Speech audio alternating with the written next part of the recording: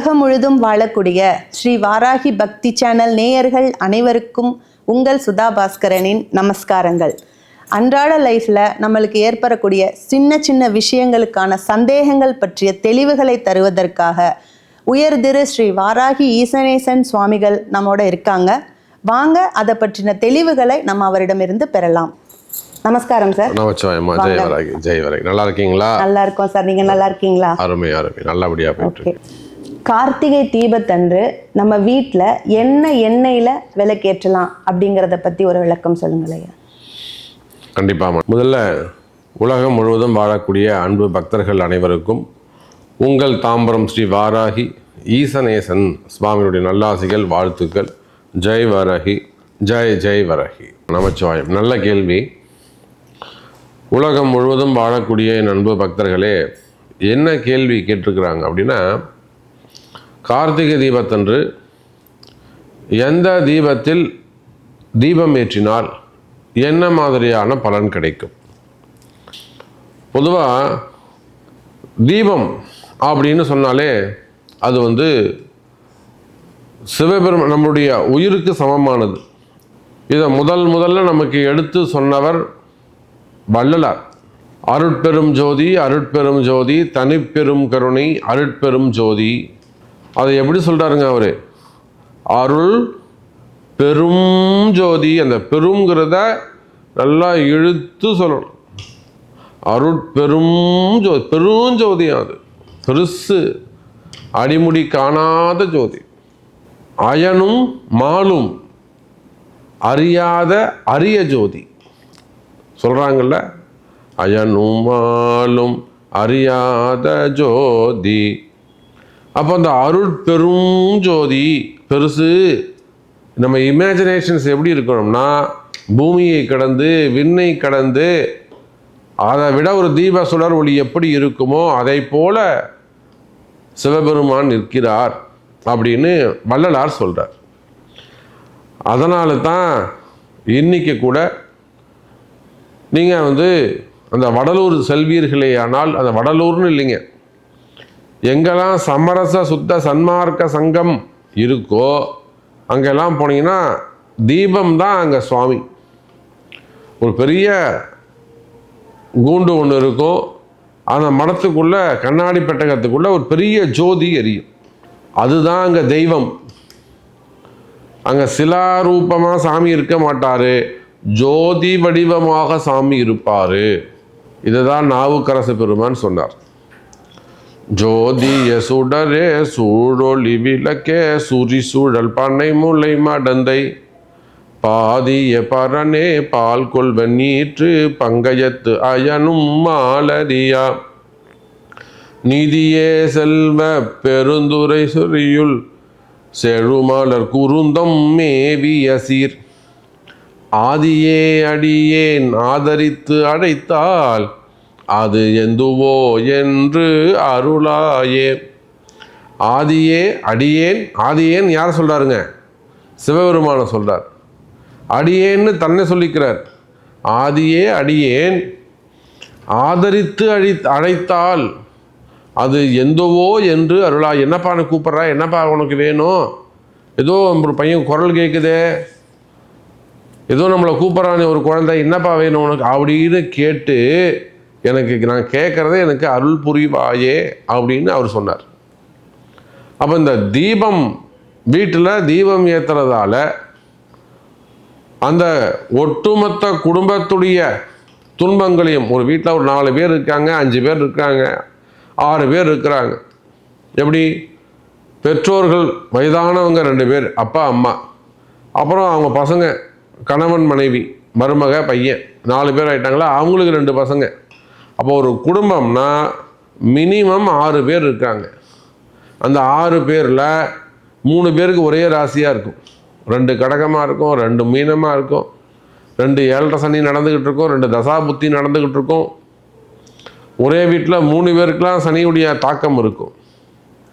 அப்போது இந்த மாதிரி அந்த குடும்பத்தில் இருக்கக்கூடிய குடும்ப கர்ம வினைகள், அந்த தலையெழுத்துன்னு சொல்லுவோம் தமிழில், அதையே ஜோதிடமாக சொல்லும்போது கர்மான்னு சொல்லுவோம். அந்த கர்மானா என்னங்க? இருட்டு. சார் அந்த கர்மா கண்ணுக்கு தெரியாதுங்க. அந்த கர்மா பின்னாடி எப்படி வேலை செய்ய போகுதுன்னு தெரியாதுங்க.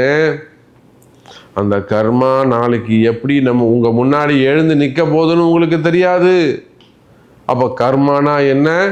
இருள், இருட்டு. ஏன்னா உங்களுக்கு தான் தெரியலையே.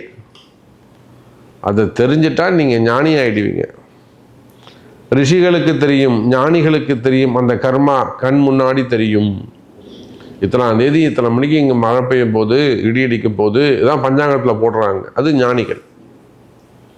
அப்போது ஒரு குடும்பத்தில் அந்த இருள் நீங்க வேண்டும் என்று சொன்னால் அந்த வீட்டில் தீப ஒளி அது ரொம்ப ரொம்ப ரொம்ப முக்கியம். சரி, இப்போ கேள்விக்கு வந்துடுவோம். என்ன கேள்வி கேட்டாங்க? கார்த்திகை தீபத்தன்று எந்த தீப எண்ணெயில் விளக்கேற்றினால் குடும்பத்துக்கு நன்மை? இதுதான் கேள்வி. பொதுவாக நான் ஏற்கனவே ஒரு பதிவில் சொல்லியிருக்கிறேன், நல்லெண்ணெயில் தீபம் ஏற்றினால் பொதுவான பலன்கள் எல்லாமே அதில் அடக்கும். எனக்கு ஒரு தூய்மையான நெய் கிடைக்கலன்னு சொல்லலாம். ஏன்னா நீ பசுமாட்டு பால் கறந்து அதை காய்ச்சி அதை புறக்கொத்தி அதில் வெண்ணெய் எடுத்து அதில் நெய்யாக்குறதுங்கிறது நம்ம கண்கூடாக பார்க்காத விஷயம். அப்போ அதுலேயும் கலப்படம் இருக்கும், மற்ற எல்லா இடத்துலையும் கலப்படம் இருக்கும். ஆனால் தூய்மையான நல்லெண்ணெய் அது ஓரளவுக்கு நேரடியாக செக்கில் போயிட்டு நம்ம வாங்க முடியும். சூப்பர் மார்க்கெட்டில் வாங்காதீங்க. நேரடியாக அந்த மர செக்கோ இல்லை மிஷின் செக்கோ, அந்த செக்கு கடைக்கே போய் நேரில் போய் வாங்குங்க. அப்படி வாங்குகின்ற போது நிச்சயமாக நல்லெண்ணெய் தூய்மையானது. ஆனால் எந்த எண்ணெயில், கேள்வி என்ன, எந்த எண்ணெயில் தீபம் ஏற்றினால் மிகவும் நன்மை? இலுப்ப எண்ணெய். இலுப்ப எண்ணெயில் ஏற்றினால் மிக மிக மிக நன்மை. சார் இலுப்ப எண்ணெய் யாருடைய தத்துவம் சார்? முருகப்பெருமான், செவ்வாயுடைய காரகத்துவம். அது சனி இல்லை, நல்லெண்ணெய் சனி. இலுப்ப எண்ணெய் இருளை மட்டும் நீக்கிறது இல்லைங்க, உங்கள் பாவத்தையும் விளக்கும்.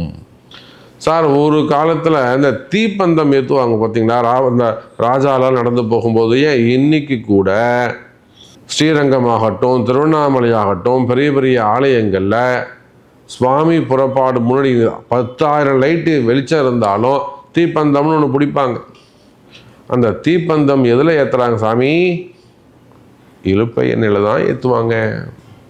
அந்த இலுப்ப எண்ணெய் அப்படி என்ன அதுக்கு விசேஷம்? அந்த இலுப்ப எண்ணெயில் அப்படி என்ன சாமி இருக்கு? சார் அது முருகப்பெருமானுடைய மரம், இலுப்ப மரம். அதோடு மட்டுமல்ல, செவ்வாயுடைய ஆதிக்கம், கர்ம வினைகளை நீக்கக்கூடிய பேராற்றல் அந்த இலுப்ப எண்ணெய்க்கு உண்டு என் அன்பு பக்தர்களே. அப்போ வீட்டில் அந்த கார்த்திகை தீபம் என்று ஒரு மகாதீபம், ஒரே ஒரு மகாதீபம். நீங்கள் மற்றதெல்லாம் பிளாஸ்டிக்கில் ஏற்றுங்க. நீங்கள் நிறைய பேர் பார்க்குறோம் தண்ணி விட்டு விளக்கு ஏற்றுறாங்க. இப்போ அப்படிலாம் வந்துருக்கு வலைதளங்களில். எண்ணெயே ஊற்ற வேணாம், தண்ணி ஊற்றிடுறாங்க. தண்ணி ஊற்றிட்டு ஒரு திரி போட்டால் விளக்கெறியுது. இருக்கா இல்லையாம்மா? இருக்கு. அது என்ன விளக்கு சொல்லுங்க? மாடர்ன் தியான்னு சொல்லுவாங்க. மாடர்ன் தியா. பார்த்துக்கோங்க. இப்போ எண்ணெயெல்லாம் விட்டாச்சு, தண்ணி விட்டு விளக்கு ஏற்றுறாங்க. அது அணையாதா? அது அணையாது. தண்ணியை மறுபடியும் எடுத்து தொடச்சிட்டோம்னா அது அணையாது. திருப்பியும் மறுநாள் தண்ணி ஊற்றினா மறுபடியும் எரியும். பார்த்துக்கோங்க. இப்போ இப்படிலாம் புதுசு புதுசாக கண்டுபிடிச்சி வைக்கிறாங்க. அப்போது நாகரீக வளர்ச்சி, நம்ம வளர்ச்சியை தடுக்க முடியாது. வளர்ச்சியும் வேண்டும், அதே சமயத்தில் வாழ்க்கையும் வேண்டும். அப்போ ஒரே ஒரு தீபம், பெரிய தீபமாக, பரணி தீபமாக, கார்த்திகை தீபமாக வீட்டில், நடு வீட்டில் இலுப்ப எண்ணெயில் குலதெய்வ தீபமாக இலுப்ப எண்ணெயில் விளக்கேற்றுவீர்கள் என்று சொன்னால் அது உங்கள் குடும்ப கஷ்டத்தை நீக்கும், குடும்பத்தில் மகிழ்ச்சி மேலோங்கும். இப்போ வெளியூரில் இருந்தாலும் வெளிநாட்டில் இருந்தாலும் இப்போவே அந்த எண்ணெய்க்கு அரேஞ்ச் பண்ணுங்கள். அழகாக ஜம்முன்னு ஒரு பெரிய விளக்கை வாங்கிக்குவோங்க.